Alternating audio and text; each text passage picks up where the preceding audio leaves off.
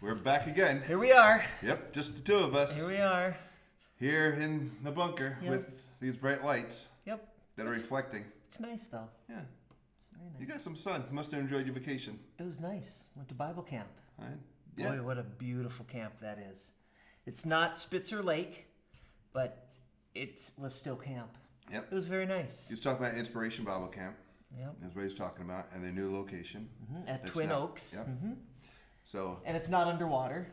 no, it's not underwater, but No. there's a lot of lakes on it. Yes. And I don't even know how many. They have 1,000 acres there. So there's a lot of lakes. Yes. So that means there's a lot of fishing. There was fishing being done. I don't know Yep. if any catching was being done. I didn't do any fishing. Right, but you would think like with all those lakes on that property, there would be a lot of fish that hasn't been like caught. Possibly. That could be like a big fish in there. Could be. I know that they have spotted other wild animal. I think bear have been spotted there. Way off in the distance, and Any deer? yes, lots. Oh, good. And Any wolves? Squirrels. Wolves? I saw squirrels. Black ones? No, I didn't see the black ones. They got black ones in I know. Washington. In Fergus, they do too. I know, it's kind of Yeah, weird. they are weird. Yeah. Crazy. But it's good to be back with Yep. all of you, and it's good to have you back. Good to be back. And we're just looking forward to this coming Sunday, and we're still going with 9 and 10:30. So, and it'll be live streamed, so that's always good. Yep, the live streaming at the 10:30 service. Only. Yep. No kids yet, right? No. I mean, kids are in the church, Yeah, but we there's have no kids. nursery. No right? nursery. Right, No, right. we're No still trying to nursery. get that thought out. And it was also supposed to be an interpreter Sunday, but that's going to be the following week. So no interpreter this week, but there will be the following. Good. Good. Yep. Yeah. Beautiful weather. It's nice and hot. Today's not Windy? too bad, but yes. No, it's today been hot. isn't bad. Bad, but you're right. It's been hot and just having hot wind blowing in your It's fun. face. Yeah, So you say. yeah. By fun, I mean not fun. Well, we talked last week about sharing our stories of faith, and so today I'm going to be asking Pastor Keith about his faith journey, how that came to be, just so you can hear what one, and then next week we'll get mine, and that way you can hear what it would sound like, so you can practice maybe yours, and if someone asks you why, for the hope that you have, you'll be ready for an answer. So Keith, how did you come to faith in Jesus? Well, I was baptized at 59th Street Lutheran Maryland Church by Pastor In Brooklyn? in Brooklyn by former president, current pastor, I don't know where he's pastoring, but Robert Overgaard. So so that kind of got things kicked off. And then my parents were also believers.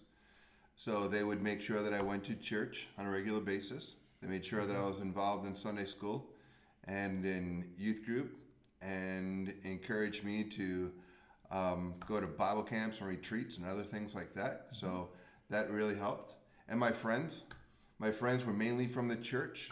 So that was really important at that time, and youth group was a big part of my life. And then I also had a good friend who lived 2 doors down. His name was Ricky, and he was he came out from the Jewish faith, and it was always fun talking with him about faith, about Jesus, but then also about his life and growing up and going to temple, and I went to his bar mitzvah and things like that. But his family was very moralistic, very moral. And so we didn't have anything that was outside of what we would do as believing Christians. So that was very helpful. And then when I got to high school, I was part of this group called High BA. It stood then for, and I believe it still does, High School Born Againers. So it gave me the opportunity to talk, share my faith with others, ask questions, and also I would speak in different churches on occasion for that ministry. So those are the things that really helped me to grow, to come to faith, but then also for my faith to mature as well. And so in your faith journey, who have been some of the influential people guiding you as you've been growing in faith? So there's been a number. I think mentoring and people who are guiding you, I think is different stages in our life. So to start off with, of course, be my mom and dad. So my dad was very much a part of instituting faith into my life. but he was also big on work ethic and respect for all people. I've got a number of different stories from when I used to work with him, the things that he taught me and then I learned. My mom, she made sure that I would go to youth group, and she made sure that I would go to Sunday school, and also big on going on retreats. And I remember her telling me one time, she said, I was in 7th grade and I was really shy. It was going to be my first winter retreat. Really shy.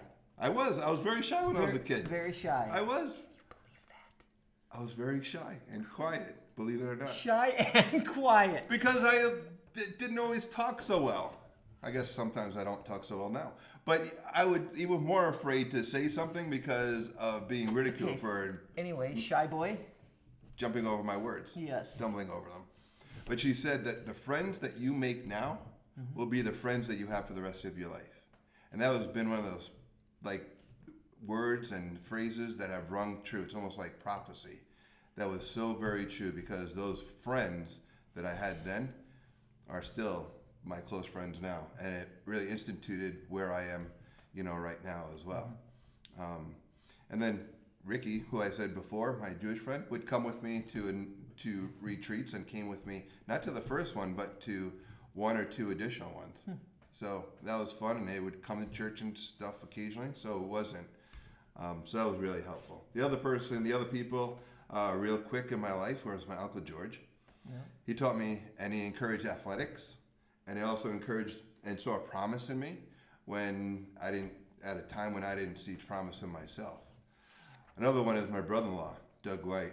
He's one of those people in your life who just will sit and just ask you that tough question that you didn't see coming, that you never thought about, like, why are you doing that? Or what if you did this, this, and this? And he does happen to be a professor, and he also is vice president at a Christian university. So it just kind of comes like that. Other was when I was working in the car business. His name was Jeff Sheridan, an old Catholic guy. And it was just somebody who just took me under his wing in a difficult time when I was selling cars and I didn't know what I was doing. And he just trusted me to do the right thing. And he also encouraged moral values and things, even in that kind of business. And then Peter Auerman, he taught me about Jesus, about being a leader in the church. And he really instituted a lot of mentoring and leadership and discipleship parts of who I am. And then the other would be Rod Speedo, who encouraged me to be a pastor and to take the next steps. So there's always, in somebody's journey and belief, there's always different people who are instrumental in different stages of their lives. Yep. And right now that person would probably be me. You are.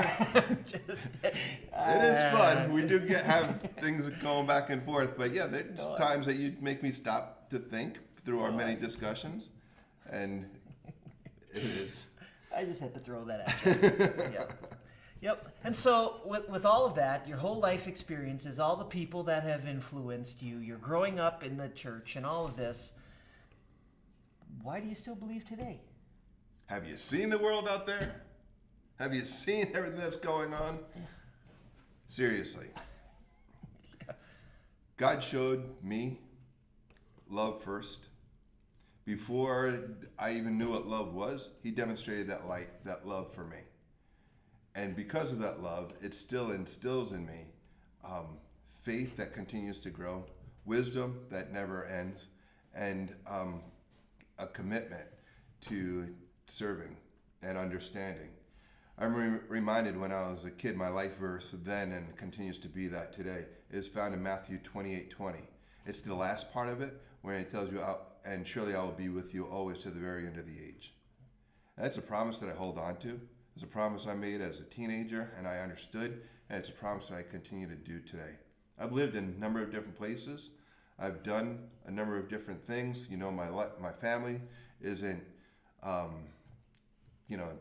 guy and a girl, a boy and a girl, the traditional, family, 2.3, average family.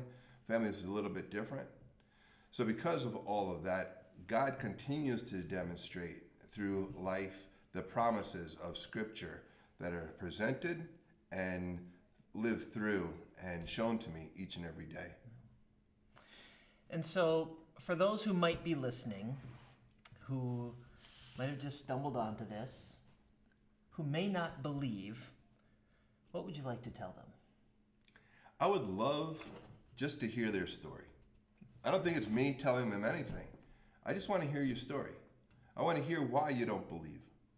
I want to hear the stories of maybe you got hurt by somebody in a church, or you got hurt by the church, or maybe even a pastor, or some leadership in the church.